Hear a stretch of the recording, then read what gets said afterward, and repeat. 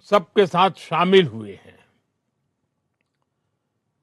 आप सबको पता है साथियों, 2 दिन बाद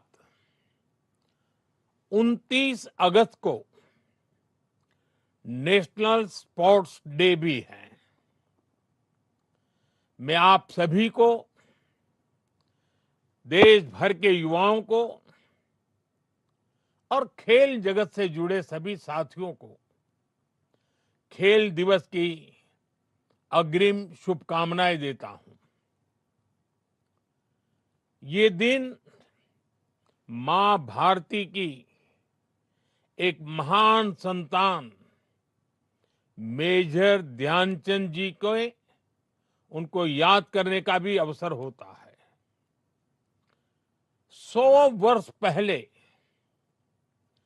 भारतीय सेना की हॉकी टीम न्यूजीलैंड के दौरे पर टूर पर गई थी और उस टीम में ध्यानचंद जी भी थे। वो टूर भारत और न्यूजीलैंड के स्पोर्ट्स रिलेशंस के 100 वर्ष पूरे होने का आधार है। कुछ दिन पहले मैं न्यूजीलैंड की यात्रा पर गया था। तब भी मैंने न्यूजीलैंड में उन्हें याद किया था। मेजर ध्यानचंद जी ने जिन रिश्तों की नींव रखी थी, आज भारत उन रिश्तों की समृद्धि के लिए निरंतर काम कर रहा है। साथियों, मैंने इस 15 अगस्त को लाल किले से भारत का स्पोर्ट्स विजन देश के सामने रखा है। जब मैं स्पोर्ट्स की बात करता हूं तो ये केवल मेडल जीतने तक सीमित नहीं है। ये विकसित भारत के निर्माण में भारत की खेल शक्ति और भारत की युवा शक्ति को एक साथ जोड़ने का अभियान है। मैं हमेशा कहता आया हूं, जो खेले वो खिले। और खेल में खिलना सिर्फ मैदान पर जीतना नहीं है। खेल में खिलना मतलब व्यक्तित्व का खिलना, परिवार का खिलना और देश का गौरव बढ़ाना। साथियों, जब कोई खिलाड़ी सफल होता है तो वो सफलता केवल उसकी नहीं होती, उसकी सफलता से उसके परिवार की पहचान बनती है, प्रतिष्ठा बढ़ती है।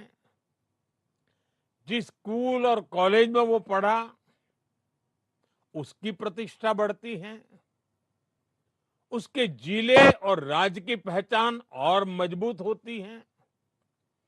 यानी दुनिया उस खिलाड़ी के नाम से उस शहर या राज्य को पहचानने लगता है। और जब ऐसी अनेक सफलताओं को लेकर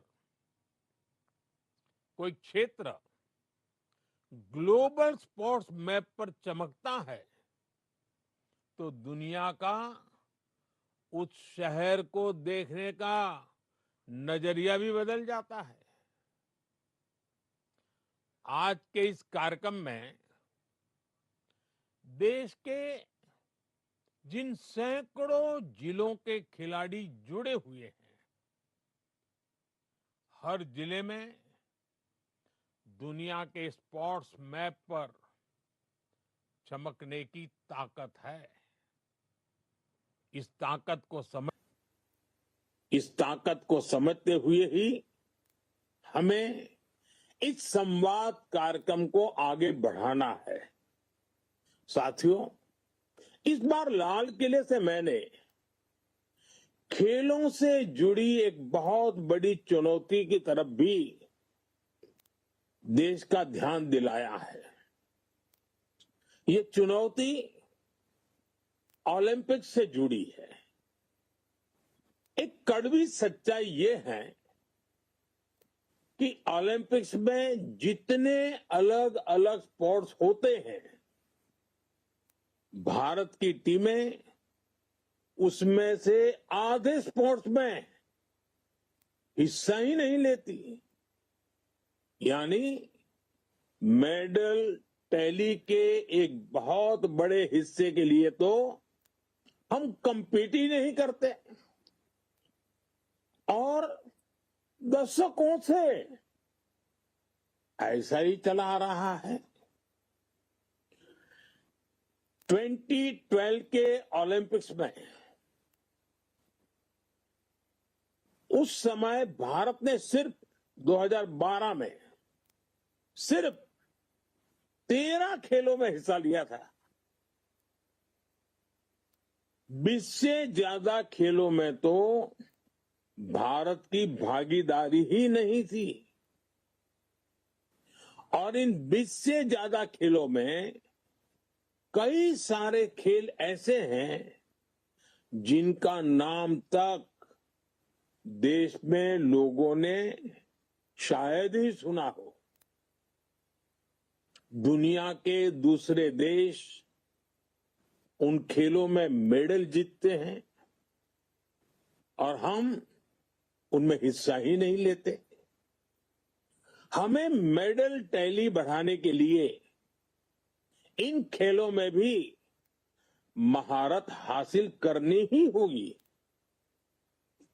अब जैसे सर्फिंग और स्पोर्ट्स क्लाइंबिंग, हमारे पास इतनी बड़ी कोस्टलाइन है, इतना बड़ा पहाड़ी क्षेत्र है, जहां इस प्रकार के स्पोर्ट्स के लिए एक स्वाभाविक रुचि हो सकती है। हमारे पास वाटर स्पोर्ट से लेकर विंटर स्पोर्ट तक के लिए डेमोग्राफी भी है और जियोग्राफी भी है। लेकिन फिर भी हम ऐसे खेलों में दुनिया में कहीं दिखते ही नहीं है।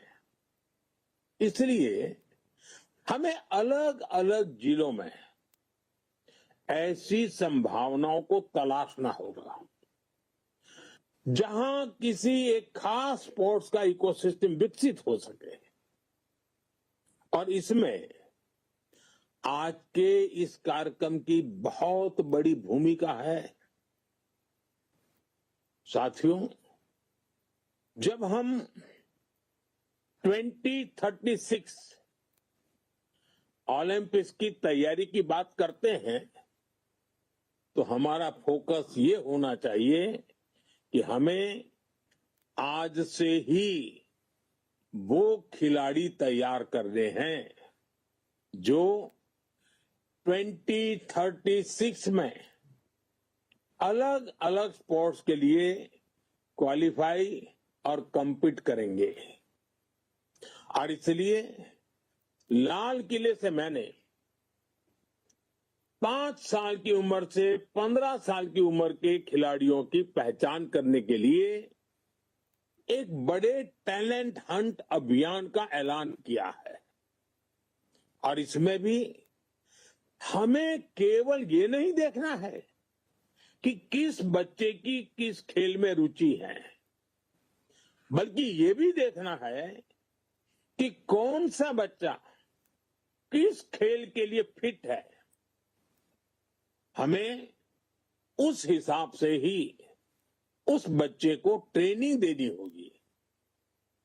और मैं आप सभी को भरोसा देता हूं, इसके लिए सरकार की तरफ से जो भी सपोर्ट चाहिए, सरकार उसमें आपके साथ कंधे से कंधा मिलाकर चलेगी। साथियों, हमारी सरकार भारत में 21वीं सदी का आधुनिक स्पोर्ट्स इकोसिस्टम बनाने के लिए पूरी तरह प्रतिबद्ध है। आज स्पोर्ट्स यूनिवर्सिटी से लेकर आधुनिक ट्रेनिंग सेंटर्स तक देश में एक ऐसी व्यवस्था बनाई जा रही है जिसमें प्रतिभा को पहचानने से लेकर उसे दुनिया के मंच तक पहुंचाने तक हर स्तर पर सहयोग मिले। हम दुनिया के दूसरे देशों के साथ भी स्पोर्ट्स साइंस, ट्रेनिंग, कोचिंग और अनुभव साझा करने के लिए सहयोग बढ़ा रहे हैं। साथियों, स्पोर्ट्स को लेकर सरकार कितनी गंभीर है, ये आयोजन भी इसका उदाहरण है। खेलो इंडिया संवाद सिर्फ खेल की बात करने का कार्यक्रम नहीं है, एक ऐसे संवाद का मंच है जिसका एक एक विचार देश के स्पोर्ट्स विजन को एक नई दिशा दे सकता है। और इसके साथ जो युवा संवाद हो रहा है, वो कार्यक्रम आपके आइडियाज और एस्पिरेशंस को देश के सपनों से जोड़ने का बहुत बड़ा माध्यम है। इस कार्यक्रम में sports ecosystem, talent development, governance और विकसित भारत को लेकर युवा क्या सोचते हैं, उनके सुझाव क्या है, इन बातों को सुना जाएगा और पॉलिसी प्रोसेस में शामिल किया जाएगा। इसलिए आप सबसे कहूंगा कि जितना ज्यादा से ज्यादा हो सके इस मंच का सार्थक उपयोग कीजिए, नए आइडियाज आने दीजिए। युवा शक्ति के ये नए आइडियाज ही विकसित भारत की सिद्धि की ताकत बनेंगे। साथियों, हम अक्सर सुनते हैं एक स्वस्थ समाज के लिए, एक अच्छी पारिवारिक व्यवस्था के लिए, एक बेहतर कार्य संस्कृति के लिए स्पोर्ट्स पर्सन स्पिरिट बहुत जरूरी होती है। और ये स्पोर्ट्स पर्सन स्पिरिट खेल के मैदान में गए बिना सीखनी बहुत मुश्किल होती है। खेल हमें केवल चैंपियन बनना ही नहीं सिखाता, बल्कि खेल हमें एक बेहतर कॉम्पिटिटर बनाना भी सिखाता है। उठना, गिरना, गिरकर फिर से उठना, स्पोर्ट्स ये जज्बा हमारे भीतर लाता है। साथियों, खेलों से जीवन कैसे बदलता है, इसका एक बड़ा उदाहरण हमारे पैरा एथलीट्स हैं। पैरा एथलीट्स को जब कोई मैदान में देखता है तो जीवन के बारे में सोचने का नजरिया बदल ही जाता है। और जब वो कुछ अचीव करता है तो उस एथलीट के साथ ही उसके पूरे परिवार को नई जिंदगी मिल जाती है। वो माँ बाप, भाई बहन जो अपने उस बच्चे को शुरुआती दिनों में संघर्ष करते देखते हैं, उनके लिए उस दिव्यांग खिलाड़ी की सफलता उनके सपनों को, उनके हौसलों को भी एक नई ऊंचाई दे देती है। साथियों, मैं खुद ऐसे प्लेयर से हमेशा इंस्पायर होता रहा हूं। अब जैसे आपने सबने नाम जो सुने हैं, आर्चरी में हमारी एक बेटी एक कमाल की खिलाड़ी है। नाम जानते हैं आप? शीतल। जब पैरालंपिक में उन्होंने मेडल जीता तो पूरा जम्मू कश्मीर, पूरा हिंदुस्तान गर्व से भर उठा। ऐसे ही हमारी एक और बेटी अवनी लेखरा है, जिन्होंने 2-2 बार पैरालंपिक के मेडल जीते। मैं जब भी बेटी अवनी से मिलता हूं, बहुत गर्व महसूस करता हूं। सुमित अंतिल हो, नीतीश कुमार हो, और अभी अभी तो आपने नाम सुना होगा हमारे जंडू कुमार। ऐसे हमारे पैरा एथलीट्स हैं। ऐसे हर साथी हमें भी प्रेरित करते हैं। साथियों, स्पोर्ट्स एक बेहतर जीवन की गारंटी है। स्पोर्ट्स हमें बेहतर जीवन जीने के लिए फिट बनाता है, हमारी क्वालिटी ऑफ लाइफ को बेहतर करता है। हम सभी फौजा सिंह जी के बारे में जानते हैं। पिछले वर्ष 100 वर्ष से ज्यादा की आयु में फौजा सिंह जी का निधन हुआ है। खेल के प्रति प्यार हो, फिटनेस हो, तो कैसे जीवन पर्यंत चलता है, फौजा सिंह जी इसकी मिसाल थे। उनका जीवन इस बात की बहुत बड़ी प्रेरणा है कि कैसे स्पोर्ट्स और क्वालिटी ऑफ लाइफ आपस में जुड़े हुए हैं। साथियों, स्पोर्ट्स का एक और बहुत बड़ा फायदा होता है, जो असली खिलाड़ी होते हैं उनमें ड्रग्स, नशे से दूर रहने की इच्छा शक्ति भी पैदा हो जाती है। आज जब नशे की इतनी बड़ी चुनौती युवाओं के सामने है, तो स्पोर्ट्स इसमें भी बहुत सार्थक भूमिका निभाता है।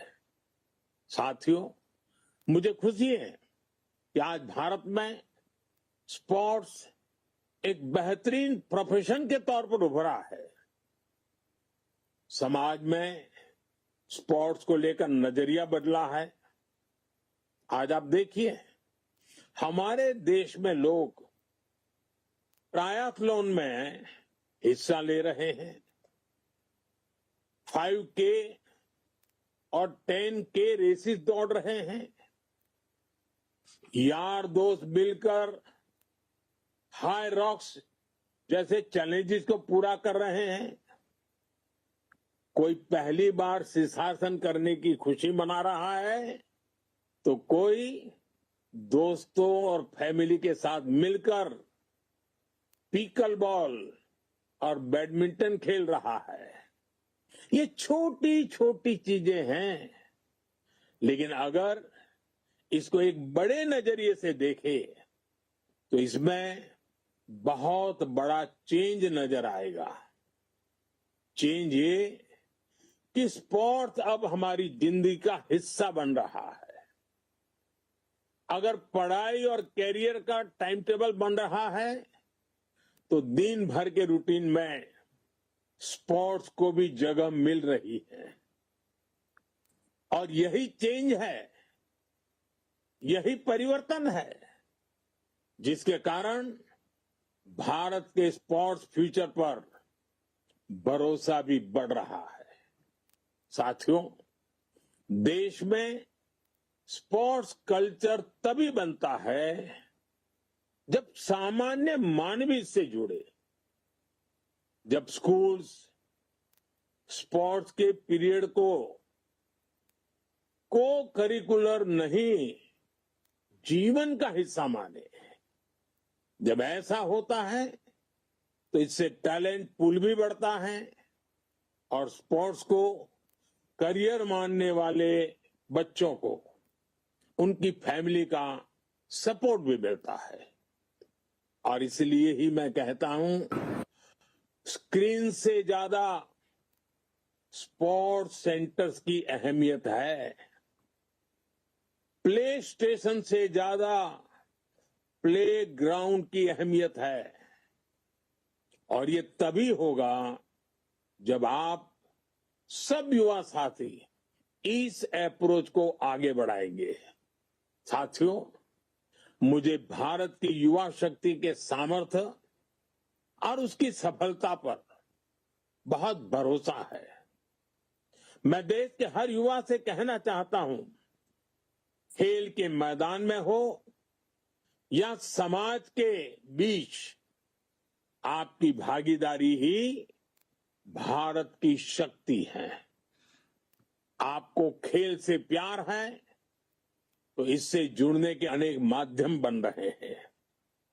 अब नए नए स्पोर्ट्स इक्विपमेंट आ गए हैं, नई टेक्नोलॉजी आ गई है, ट्रेनिंग और कोचिंग के तरीके बदल गए हैं, खेलों के आयोजन की, उसकी प्रतिस्पर्धा की, उसकी विधाओं की जरूरतें बदल गई है। इक्विपमेंट डिजाइन है, स्पोर्ट्स टेक्नोलॉजी है, स्पोर्ट्स मेडिसिन है, न्यूट्रिशन है, साइकोलॉजी, एनालिटिक्स, ऐसे अनेक क्षेत्रों में युवाओं के लिए नए अवसर बन रहे हैं। आपको ये अवसर छोड़ना नहीं है। इसलिए इस संवाद में खुलकर अपने आइडिया सामने रखिए। युवा शक्ति की ये भागीदारी विकसित भारत की सबसे बड़ी ताकत है। एक बार फिर आप सभी युवा साथियों को बहुत बहुत शुभकामनाएं। धन्यवाद। वंदे मातरम।